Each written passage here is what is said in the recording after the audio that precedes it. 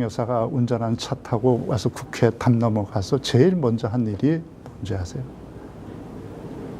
민주당 외교 라인을 소집하는 거였어요. 그래서 즉각 미국을 비롯해서 우방국들에게 이 문제를 타전하고 한국의 엄중한 현실들을 설명하고 우방국들이 이 내란에 협조하지 말 것, 이걸 입장 표명을 요청했어요. 그래서 그 순간에 가장 빨리 움직인 게 위성락 지금 외교 라인에 들어갔죠. 외교안보 라인. 바로 그 위성락 의원을 비롯해서 민주당 외교 라인이 총동원돼서 미국 설득한 거예요. 그래서 그날 새벽 한 2시도 안 돼서 미국에서 코멘트가 나왔잖아요. 대학관에. 그렇게 단시간에 그건 세계 외교사에서 별로 없는 일입니다. 그랬기 때문에 사실은 이 윤석열 내란 수계가 다시 제2계엄 하면 되고 제3계엄 하면 된다고 그랬잖아요.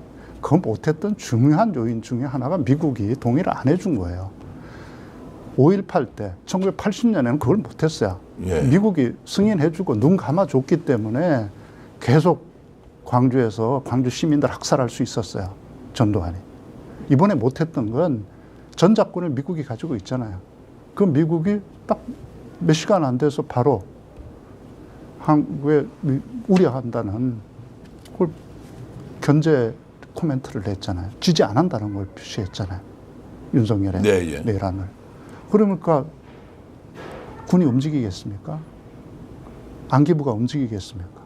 미국이 무슨 생각하고 있는지. 그걸 이끌어낸 그 외교력을 세계 외교사에 없는 순발력과 능력으로 문제를 그 극한 비극을 막아낸 외교력을 자랑한 사람이 바로 이재명 대표야. 근데 그게 잘 알려져 있지는 않은 것 같습니다. 그건 뭐 비밀리 했으니까. 아, 그렇습니까? 그럼 오늘 이걸 최초 공개하시는 것 아시는 분은 다 아실 거예요. 보도를 통해서 제가 널리 알려져 있다는 생각은 좀 덜 들고 그만큼 이재명 대통령이 당시에 국민들이 일단 국회를 지켜달라고 요청을 하면서 동시에 외교 라인을 총동원해서 우방국에게 비상계엄이 합법이 아니다.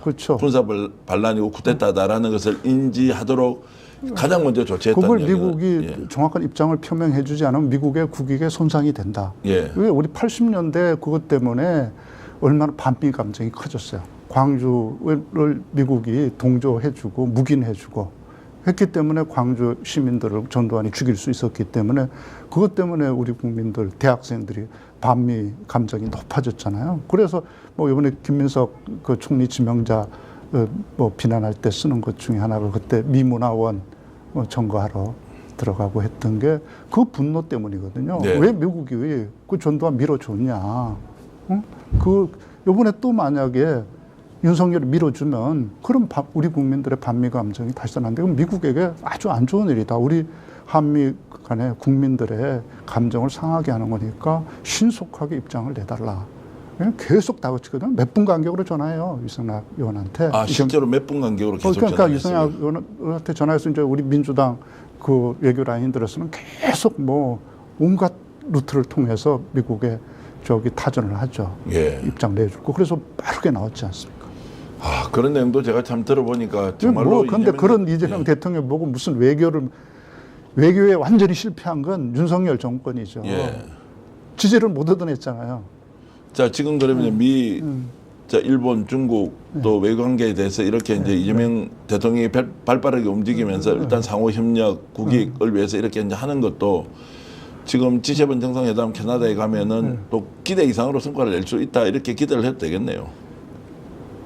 우리 김대중 대통령이 외국에 나가면 외국 그 수반들이 줄 서서 기다렸어요.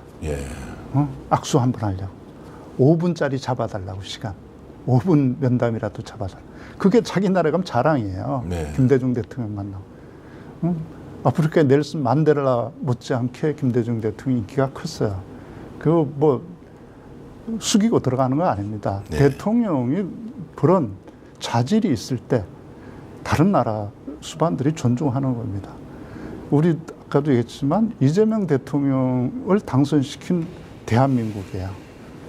칼로 죽이려고 언론으로 죽이고 법으로 죽이고 계엄으로 죽이려고 한 사람들을 끝까지 지켜내서 대통령으로 만들었고, 이 사람이 지금 세계가 잃어버렸던 가치들 함께 사는 것, 그러면서도 성장시키는 것, 이걸 통해서 진정한 복지, 공동체의 새로운 길을 열어가는 모범을 지금 보여주고 있잖아요. 이 나라 대통령을 다른 나라 대통령들이 만나고 싶어 하지 않겠어요? 다른 나라 국민들이 궁금하지 않겠어요? 네. 지금 초내란에 망한 줄 알았던 대한민국을 당당하게 이렇게 세워서 다시 민주주의에 진입시키는 저조력, 그걸 대표하는 대통령, 그 국민들이 저렇게 압도적으로 지지하는 사람, 왜 그 나라 국민들이 궁금하잖아요. 대통령들이, 수상들이 왜 안 궁금하겠어요? 저는 오히려 이재명 대통령 다른 나라 대통령들 만나자고 저는 먼저 신청이 다 들어올 거라고 생각합니다. 자, 그렇게 완벽한 대통령이 있어서 좋다는 생각이 한편으로는 완벽한 대통령이 오랫동안 지속될 수 있느냐, 반드시 어떤 위험에 맞닥뜨려질 것이다라고 이제 생각이 드는데, 이재명 대통령이 지금 갖고 있는 그런 역량이 10분 발휘만 됩니까? 아니면 분명히 어떤 벽에 부딪혀서 지지했던 사람들도 실망하는 순간이 올 수도 있다라는 것 배제할 수도 없지 않습니까? 저는 뭐 누구나 사람도 그렇잖아요. 길 가다가 한두 번 안 넘어지는 사람은 없잖아요.